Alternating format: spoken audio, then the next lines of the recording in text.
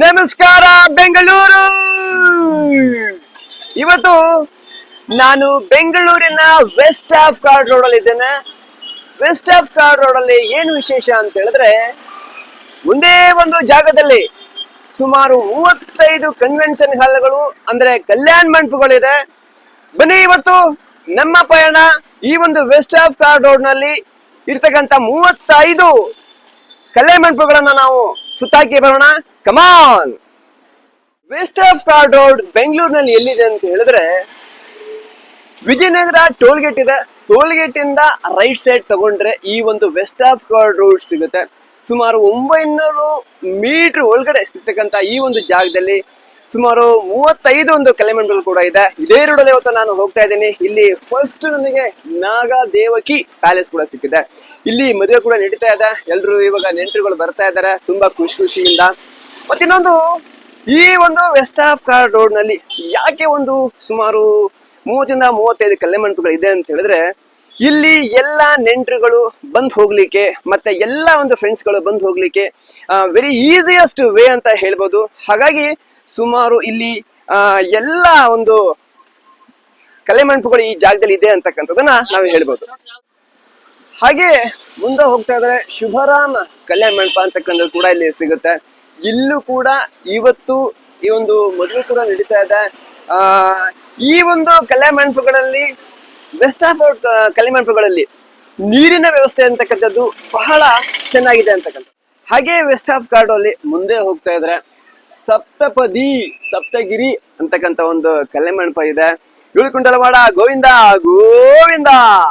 ಈ ಒಂದು ನಾವು ಕಲ್ಯಾಣ ಮಂಟಪದ ಬಗ್ಗೆ ನಾನು ಹೇಳೋದಕ್ಕಿಂತ ಇಲ್ಲಿ ಇರ್ತಕ್ಕಂಥ ಆಫೀಸ್ ಮ್ಯಾನೇಜರ್ ಬಗ್ಗೆ ನಾವು ಕೇಳೋಣ. ಈ ಒಂದು ಕಲ್ಯಾಣ ಮಂಟಪದಲ್ಲಿ ಇರ್ತಕ್ಕಂಥ ಒಂದು ಫೆಸಿಲಿಟಿಗಳೇನು, ಮತ್ತೆ ಕೇಟರಿಂಗ್ ಎಲ್ಲ ಎಲ್ಲಿ, ಯಾವಾಗ ಬುಕಿಂಗ್ ಮಾಡಬೇಕು, ಫುಡ್ ಎಲ್ಲ ವೆರೈಟಿ ಸಿಗುತ್ತಾ, ಅವೆಲ್ಲ ಕೇಳೋಣ ಬನ್ನಿ. ಸರ್ ನಮಸ್ತೆ. ನಮಸ್ತೆ. ಹೇಳಿ ಸರ್, ನಿಮ್ದು ಕನ್ವೆನ್ಷನ್ ಹಾಲ್ ಬಗ್ಗೆ. ನಮ್ಮಲ್ಲಿ ಸಪ್ತಪದಿ ಅಂತ ಇದೆ. ಇದು ಬಂದ್ಬಿಟ್ಟು 1500 2000 ಫ್ಲೋಟಿಂಗ್ ಕ್ರೌಡ್ ಇದೆ. 600 all sitting, dining hall 300. Both are central AC ಬರುತ್ತೆ. 2 ಹಾಲು ಡೈನಿಂಗ್ 2 AC. 20 ರೂಮ್ ಕೊಡ್ತಾ ಇದೀವಿ. 10 AC 10 ನಾನ್ AC. All rooms double card with attach ಇದೆ. ಚಾರ್ಜಸ್ ಬಂದ್ಬಿಟ್ಟು 4.5 lakhs ಇರುತ್ತೆ. ಇನ್ಕ್ಲೂಡಿಂಗ್ ಫೆಸಿಲಿಟೀಸ್ ಅಲ್ಲಿ ಗ್ಯಾಸ್ ಅನ್ಲಿಮಿಟೆಡ್ ಇರುತ್ತೆ. ಕ್ಲೀನಿಂಗ್ ಲೇಬರ್, ಎಲೆಕ್ಟ್ರಿಸಿಟಿ, ಜನರೇಟರ್, ನಾದೋಸ್ವರ ಹೋಲ್ಗದವ್ರು 5 ಜನ ಇರ್ತಾರೆ. Sitting arrangements, lighting, parking, vessels, garbage rooming, reception chair, brass ಮಂಟಪ. ಸಿಟ್ಟಿಂಗ್ ಅರೇಂಜ್ಮೆಂಟ್ಸ್ ಅಲ್ಲಿ 2 row VIP ಸೋಫಾ ಬರುತ್ತೆ. ಕುಷನ್ ಚೇರ್ಸ್ ಗೆ ವೈಟ್ ಕ್ಲಾತ್ ಗೋಡಂಬ ಬರುತ್ತೆ. ಬೇಸ್ಮೆಂಟ್ 25 to 30 cars ಪಾರ್ಕಿಂಗ್ ಇದೆ. ಮತ್ತೆ ಈವ್ನಿಂಗ್ ರಿಸೆಪ್ಷನ್ ವ್ಯಾಲೆ ಪಾರ್ಕಿಂಗ್ ಇರುತ್ತೆ. ಬುಕಿಂಗ್ ಮಾಡ್ಬೇಕಾದ್ರೆ ಅದು ಎಷ್ಟು ದಿನ ಮುಂಚೆ ಮಾಡ್ಬೇಕು ಸರ್?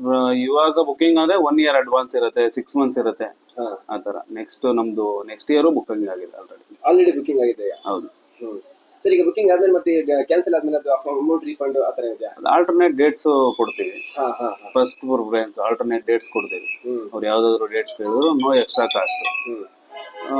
ಮತ್ತೆ ಕ್ಯಾನ್ಸಲೇಷನ್ ಅಂತ ಬಂದ್ರೆ, ಕ್ಯಾನ್ಸಲೇಷನ್ ಏನ್ ಮಾಡಿದ್ವಿ ಅಮೌಂಟ್ ರಿಫಂಡ್ ಮಾಡ್ತೀವಿ. ನೆಕ್ಸ್ಟ್ ಬೇರೆ ಯಾವ್ದಾದ್ರು ಇವೆಂಟ್ ಮಾಡಿದ್ರೆ. ಅವರು ಕೇಟರಿಂಗ್ ಹೆಂಗಿದೆ ಸರ್? ಫುಡ್ ಎಲ್ಲ ಇವಾಗ ವೆರೈಟಿ ನಮ್ಮಲ್ಲಿ ನಾವು AVS ನಾಗರಾಜ್ ಮತ್ತೆ SAS ಸುರೇಂದ್ರ ಅಂತ ರೆಫರ್ ಮಾಡ್ತಾ ಇದೀವಿ. ತುಂಬಾ ಚೆನ್ನಾಗಿ ಮಾಡ್ತಾರೆ. ಎಲ್ಲ ಫುಲ್ ಟೋಟಲ್ ಇಂಡಿಯಾದೆಲ್ಲ ಮಾಡ್ತಾರೆ. ಹೌದು, ಸೌತ್ ಇಂಡಿಯನ್, ನಾರ್ತ್ ಇಂಡಿಯನ್, ಯಾವ ಸ್ಟೈಲ್ ಬೇಕಾದ್ರೂ ಹೇಳ್ತಾರೆ. ಚೈನೀಸ್ ಎಲ್ಲದೂ ಮಾಡ್ತಾರೆ. ಸೊ ಸಾಮಾನ್ಯವಾಗಿ ಮದುವೆಗಳಲ್ಲಿ ನಮ್ಮ ವೆಜ್ ನಾನ್ ವೆಜ್ ಮಾಡಲ್ಲ, ಓನ್ಲಿ ವೆಜ್ ಮಾತ್ರ. ಈ ಬೆಲ್ಟ್ ಅಲ್ಲಿ ಓನ್ಲಿ ವೆಜ್. ಏನಕ್ಕೆ ಅಂದ್ರೆ ಇದು ಮದುವೆ ನಡೆಯೋದು ಶುಭ ಕಾರ್ಯಕ್ಕೆ ನಾನ್ ವೆಜ್ ಯೂಸ್ ಮಾಡಲ್ಲ ಇಲ್ಲಿ. ನಮಸ್ತೆ.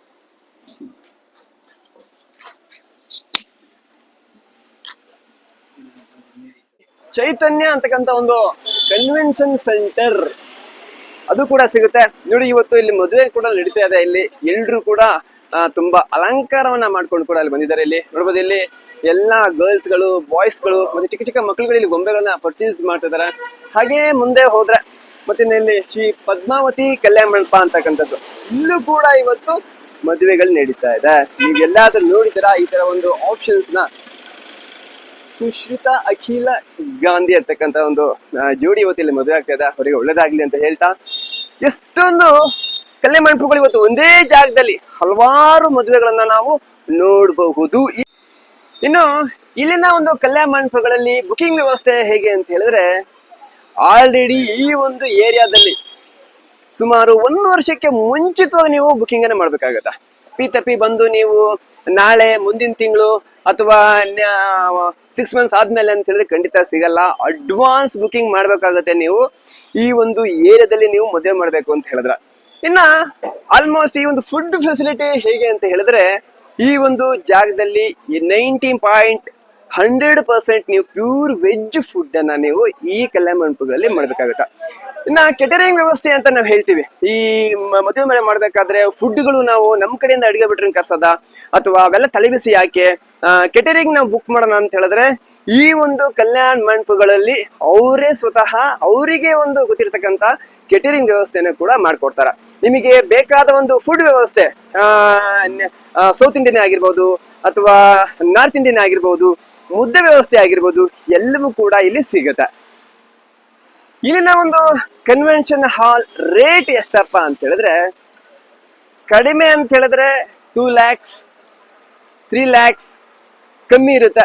ಅದರಿಂದ ಮೇಲ್ಪಟ್ಟು ಕೂಡ ಈ ಒಂದು ರೇಟ್ಗಳು ಇರ್ತಕ್ಕಂಥದ್ದು.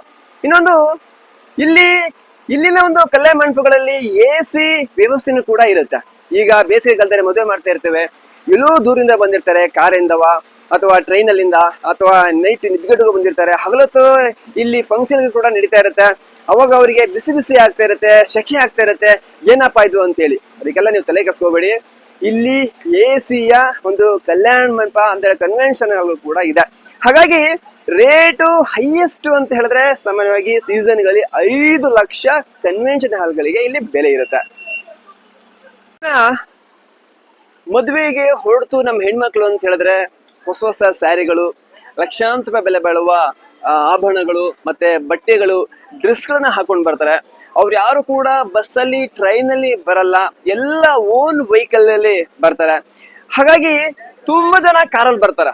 ಕಾರಲ್ಲಿ ತೆಗೆದ್ಮೇಲೆ ಕಲ್ಯಾಣ ಮಂಟಪದ ಸುತ್ತಮುತ್ತ ಏನಾದ್ರು ಪಾರ್ಕಿಂಗ್ ವ್ಯವಸ್ಥೆ ಇದೆಯಾ ಅಂತ ಹೇಳಿದ್ರೆ ಖಂಡಿತವಾಗ್ಲೂ ಈ ಒಂದು ವೆಸ್ಟ್ ಆಫ್ ಕಾರ್ ರೋಡ್ ಈ ಒಂದು ಕಲ್ಯಾಣ ಮಂಟಪಗಳು ಏನಿದೆ ಇಲ್ಲಿ ಒಂದೇ ಜಾಗದಲ್ಲಿ ಸುಮಾರು ಒಂದು 35ಕ್ಕಿಂತ ಹೆಚ್ಚು ಒಂದು ಕಲ್ಯಾಣ ಮಂಟಪ ಇರೋದ್ರಿಂದ ಪಾರ್ಕಿಂಗ್ ವ್ಯವಸ್ಥೆ ತುಂಬಾ ಅದ್ಭುತವಾಗಿದೆ. ಇದು ಒಂದು ಸಾಮಾನ್ಯ ಇಂಡಸ್ಟ್ರಿಯಲ್ ಏರಿಯಾ. ಇಲ್ಲಿ ಈ ಕಲ್ಯಾಣ ಮಂಟಪ ಪಕ್ಕ ಇಲ್ಲ ಅಂತ ಹೇಳಿದ್ರು ಪಕ್ಕದ ಒಂದು ಏರಿಯಾಕ್ಕೆ ಹೋಗಿ ಅಲ್ಲೂ ಕೂಡ ನಾವು ಪಾರ್ಕಿಂಗ್ ಮಾಡಿ ನಾವು ಬರ್ಬೋದು. ಯಾವುದೇ ರೀತಿಯಾಗಿ ಪಾರ್ಕಿಂಗ್ಗೆ ಈ ಏರಿಯಾದಲ್ಲಿ ಸಮಸ್ಯೆ ಇಲ್ಲ. ನೀವು ಕಾರ್ ತಗೊಂಡು ಈ ಒಂದು ಕಲ್ಯಾಣ ಮಂಟಪಗಳಿಗೆ ಆರಾಮಾಗಿ ಜೂಮ್ ಜಾಮ್ ಅನ್ಕೊಂಡು ಹೊಸ ಹೊಸ ಬಟ್ಟೆ, ಹೊಸ ಹೊಸ ಆಭರಣಗಳು ಹಾಕೊಂಡು ಬಂದು ಇಲ್ಲಿ ಮಿಂಚಬಹುದು.